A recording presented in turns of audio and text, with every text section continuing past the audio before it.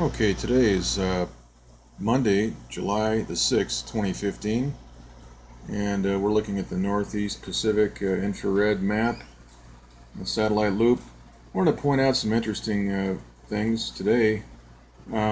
First of all, there is a disturbance that's been indicated down here on the National Hurricane Center that has a 60% chance of developing into a hurricane in the next 48 hours.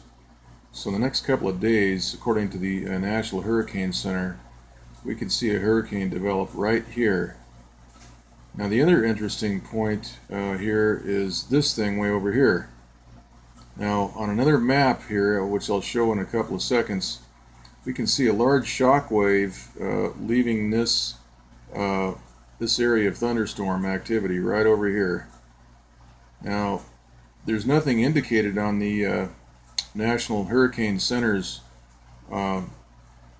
chart today. In fact, we'll just go take a quick look at that right now. And we see that right down here,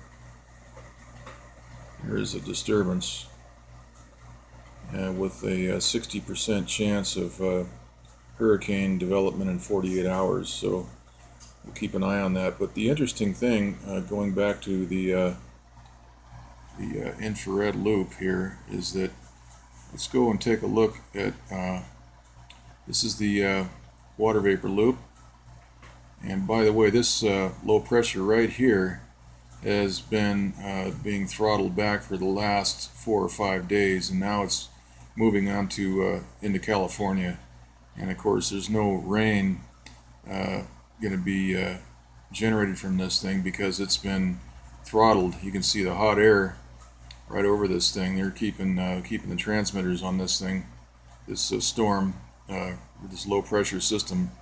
There's not much left of it. Several days ago, if they had left it alone, it would have certainly brought rain. All right, now let's go back over here. What led me to look at the visible light mode is all this stuff here. This looks like the remnants of a downburst, either by a microwave transmitter or maybe a HAARP type transmitter.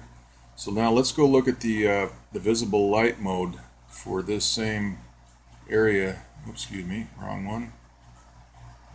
Okay, so here is the visible light mode for today, and you can see a real nicely defined ring exiting the center of that thunderstorm system right there where the pen is, pencil. Okay, let's take a look at that. So this is more evidence of weather manipulation. The water in that area down there off of Mexico is about at least 85, 86 degrees, maybe a little bit hotter. So any kind of disturbance down here is going to turn into a hurricane and spin. The jet stream would move it over Mexico, but this is just evidence, more evidence of this thunderstorm activity being hit by a man-made transmitter to diminish its power. If you go back to the water vapor loop, we can see a lot of water vapor out here, remnants of water vapor out on the outer edge here. And that kind of caught my eye originally, and that's why I looked at the this visible light mode. Okay, so that's a pretty good ring there. It's leaving the center of that activity. That's thunderstorm activity. Now if you go to the wide shot, this is the water vapor loop for the west, or rather the East Pacific. This is a wide shot. It goes all the way out to past Hawaii. This is where they're forecasting some hurricane development right out here. But yet, why are they hitting this with a transmitter and allowing this to develop into a hurricane? Why are they hitting this? I find that interesting. So we'll keep an eye on this. Here is the jet stream map for 300 millibar. You see that there's eastward flow right here, where any hurricane that develops down here is going to drift along and probably catch a current to the east. So we have got the pressure map, 300 millibar. We got a low pressure there. That's the one they've been throttling all week long to keep it from spinning into something that might bring California some rain.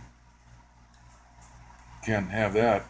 Got to keep the rain out of California, and you're doing a really good job of that the last 4 years. So I just want to again point these things out, show the pattern. And of course, we got two surface highs right around that low. This is the sea level pressure map. Okay. And this is just a surface analysis for a broader Pacific area. They're indicating a stationary low pressure over here. That one low has been sitting off California for several days, and it's just there's not much left of it. That's been squashed out. But again, this is the telltale right here, the visible light mode today, right there, that ring. That is evidence of a high pressure attack on top of that storm to keep it from developing into a hurricane. And I'm going to post video of Hurricane Andres and Hurricane Carlos being destroyed.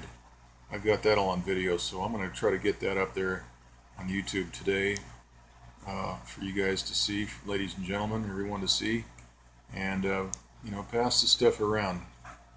Okay, so that's it. We'll try to do one of these every day. Since I live in the LA area, I'm going to focus these videos mostly on the West Coast and our local weather, just because the drought is manufactured, and we're going to try to show a pattern, a concise series of videos that have a lot of evidence that'll hopefully turn some heads and get people to pay attention. Okay, so that's it.